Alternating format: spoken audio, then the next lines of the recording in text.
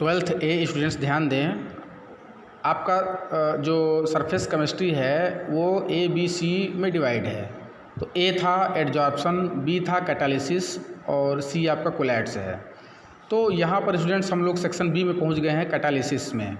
ठीक है students, catalysis तो हम जानते हैं कुछ सब्सटेंस ऐसे होते हैं जो रेट ऑफ केमिकल रिएक्शन को अल्टर कर देते हैं, यानी कम या ज़्यादा कर देते हैं without being use up in the reaction, यानी बिना रिएक्शन में इन्वॉल्व लिए ख़त्म नहीं होते हैं रिएक्शन, मतलब जैसे पहले थे वैसे ही अनचेंज रह जाते हैं। तो ऐसे सब्सटेंस को जो केमिकल रिएक्शंस को अल्टर कर देते हैं उनको कैटालिस्ट कहते हैं और इस फिनोमेनन को क्या बोलते हैं, कैटालिसिस।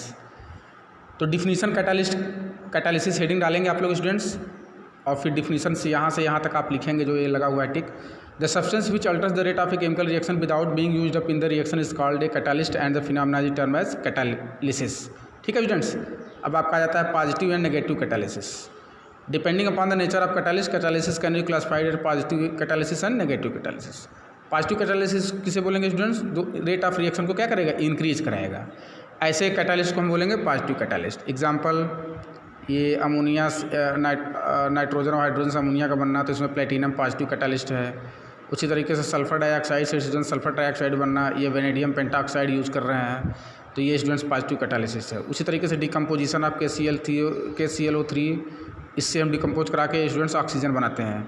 तो हम लोग यहाँ पर मैग्नीज जो यूज़ कर रहे हैं, मैग्नीज डाइऑक्साइड, यहाँ पर पॉजिटिव कैटालिसिस है स्टूडेंट्स।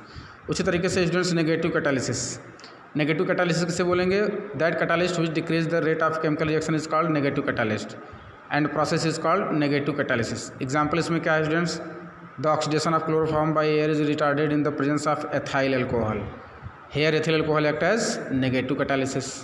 ठीक है स्टूडेंट्स, फिर उसके आगे हम लोग देखते हैं, अगला एग्जाम्पल है आपका, ये क्लोरोफॉर्म है स्टूडेंट्स, ये CaCl3 क्लोरोफॉर्म का फार्मूला है, इसका ऑक्सीडेशन, तो ये हम एथिल अल्कोहल इसके ऊपर लगा देंगे स्टूडेंट तो रिटार्ड कर देता है, यानी फास्जिन बनता है। आप जानते हैं क्लोरोफॉर्म का ऑक्सीडेशन होता है, फास्जिन बनता है। फास्जिन एक बहुत विषैली गैस है, ठीक है स्टूडेंट्स, बहुत घातक है। तो इसको क्लोरोफॉर्म को हम नहीं चाहते ना कि हमारा ख़राब हो क्लोरोफॉर्म, तो इसलिए उसमें थोड़ा सा एथिल अल्कोहल मिला कर रख देते हैं और इस तरीके से हमारा ख़राब नहीं होता है। इसको हम लोग डिटेल में पढ़ेंगे ट्वेल्थ में, हेलो एल्केन में पढ़ेंगे। ठीक है स्टूडेंट्स, दूसरा एग्जांपल है स्टूडेंट्स, ये डिकम्पोजिशन ऑफ हाइड्रोजन पेरोक्साइड, इसको रिटार्ड करने के लिए कुछ उसमें क्या मिला देते हैं, ग्लिसरीन मिला देते हैं। ठीक है स्टूडेंट्स, ग्लिसरीन मिला देंगे तो हमारा हाइड्रोजन पेरोक्साइड कुछ ज़्यादा दिन तक सही रहेगा। अगली हेडिंग है स्टूडेंट्स प्रमोटर्स। स्टूडेंट्स यहाँ पर पहली हेडिंग प्रमोटर्स डालेंगे, फिर उसके बाद पॉइजन्स डालेंगे। ठीक है स्टूडेंट्स, तो यहाँ पर प्रोमोटर्स की डिफिनीशन क्या है, the substance which increases the activity of catalyst are called promoter. वो खुद कैटालिस्ट नहीं होते हैं लेकिन वो कैटालिस्ट की एक्टिविटी को इंक्रीज कर देते हैं, तो ऐसे सब्सटेंस को हम बोलते हैं प्रमोटर। एग्जाम्पल के लिए स्टूडेंट्स ये देखिए, अमोनिया, फॉर्मेशन ऑफ अमोनिया में आपका ये मोलिब्डेनम जो है स्टूडेंट्स MO, ये क्या करता है, प्रमोटर का काम करता है। ठीक है स्टूडेंट्स, और उसी तरीके से आप ये कैटालिटिक पॉइजन की डिफिनीशन आप लिखेंगे, the substance which reduce the activity of a catalyst are known as poison, है ना।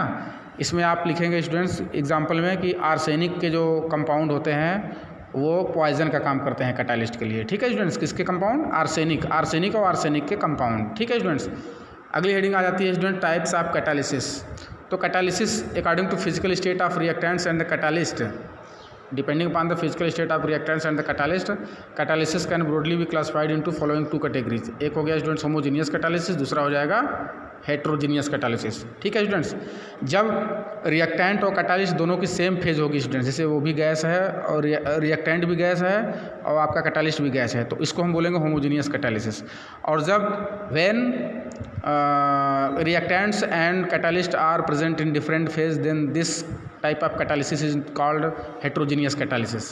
जैसे स्टूडेंट्स आपका रिएक्टेंट गैस है और जो आपका कैटालिस्ट है वो क्या हो जाएगा स्टूडेंट्स, सॉलिड हो जाएगा, तो अलग हो गया, यानी रिएक्टेंट और कैटालिस्ट की जो स्टेट है वो अलग हो गया, तो इसको हम बोलते हैं स्टूडेंट्स हेटेरोजीनियस कैटालिसिस। ठीक है स्टूडेंट्स, तो हम लोग होमोजीनियस कैटालिसिस और हेटेरोजीनियस कैटालिस्ट को डिटेल में पढ़ेंगे स्टूडेंट्स, इसको यहाँ तक नोट कर लीजिए। ठीक है स्टूडेंट्स।